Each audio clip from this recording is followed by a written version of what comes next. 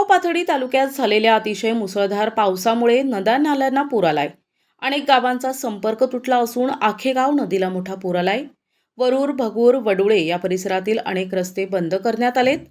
पाण्याचं प्रमाण वाढलं असल्यानं प्रशासनानं नागरिकांना सतर्क राहण्याचं आवाहन केलंय। कोणीही पाण्यात स्टंटबाजी करू नये किंवा वाहन घेऊन पाण्यात शिरू नये असे आवाहन करण्यात आले।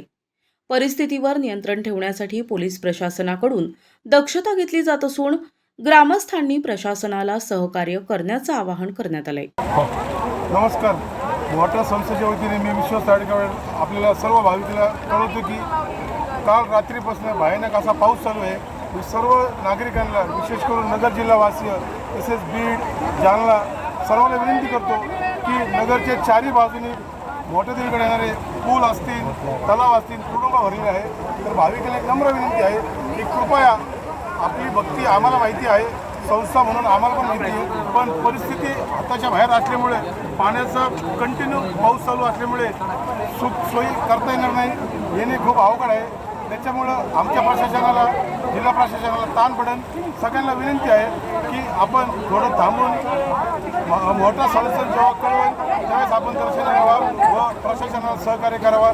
आईचे दंब सदैव आपल्या सर्वांच्या पाठीशी आहे, याच्यात निश्चितपणे मार्ग काढेल। जय महाराष्ट्र।